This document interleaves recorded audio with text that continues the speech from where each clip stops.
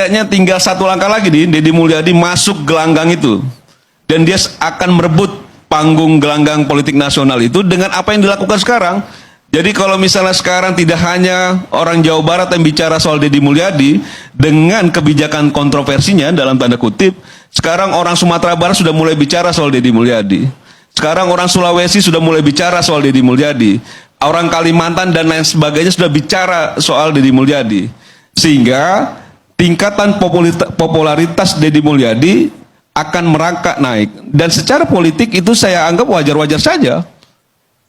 Siapapun yang berada dalam posisi politik seperti Deddy Mulyadi tentu akan menggunakan semua daya yang bisa diupayakan untuk bisa menarik perhatian publik dan juga coba untuk masuk kepada bagaimana publik bisa simpati dan melihat publik kita. Menurut saya ya dari zaman ke zaman selalu publik kita itu senang dengan sesuatu yang cukup fenomenal. Jadi kalau orang tidak berpikir ini siswa-siswa yang nakal ini dimasukkan ke barak sama dia. Mungkin saya juga waktu sekolah dulu bisa masuk ke barak berkali-kali ini saya saking nakalnya gitu ya. Cuman memang itulah karakter yang memang dimiliki oleh Deddy Mulyadi yang mungkin juga tidak dimiliki oleh tokoh politik lainnya. Nah, bahwa memang akhirnya ini menjadi polemik, ada yang KPAI misalnya menyampaikan bahwa ini sebenarnya apa yang dilakukan oleh Deddy Mulyadi hanya sifatnya sementara untuk membangun karakter siswa-siswa nakal. Itu soal lain. Bahwa misalnya ada juga soal dinamika antara DPRD Jawa Barat dengan gubernurnya, itu soal lain.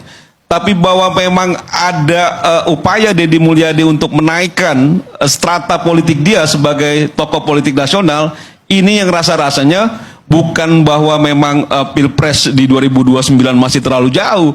Mungkin Deddy Mulyadi tidak berpikir Pilpres 2029, tapi bahwa dia ingin melihat publik Indonesia atau rakyat Indonesia melihat bahwa dia sudah layak masuk dalam jajaran yang diperhitungkan menjadi pimpinan nasional ke depan.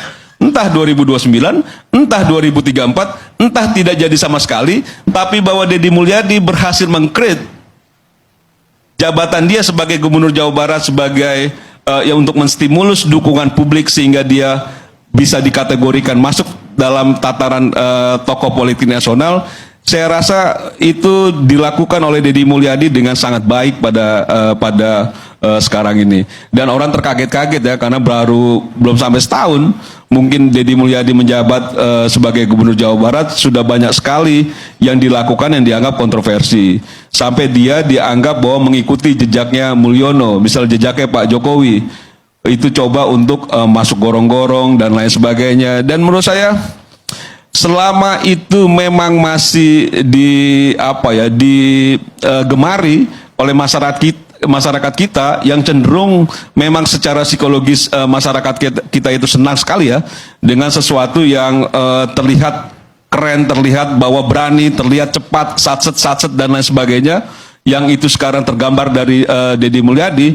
Jadi kalau misalnya dia melihat ada sesuatu yang janggal, sesuatu yang kurang, eksekusi dan lain sebagainya. Bahkan konon katanya memang seringkali juga melangkahi teman-teman di legislatif, termasuk soal APBD dan lain sebagainya. Nah, saya tidak masuk pada persoalan bahwa hubungan antara legislatif eksekutif ini menjadi sesuatu yang sangat serius.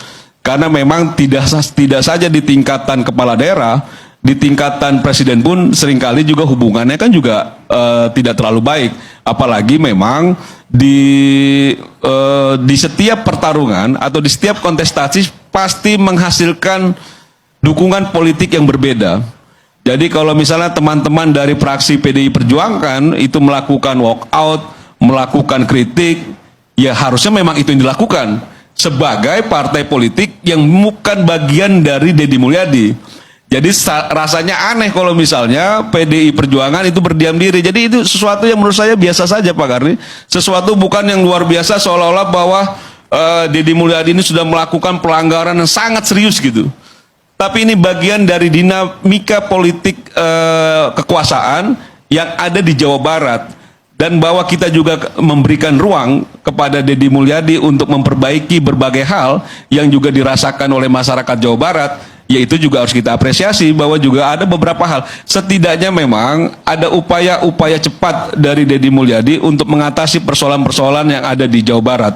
Nah, persoalan bahwa memang nanti di 2029, 2034 bahwa dia memang akan mengikuti jejaknya Pak Jokowi atau tidak, saya rasa memang tidak bisa juga dibandingkan antara Pak Jokowi dengan Deddy Mulyadi dari segi proses politiknya dan juga karakteristik yang dimiliki kedua orang ini saya rasa agak berbeda. Latar belakang pun berbeda.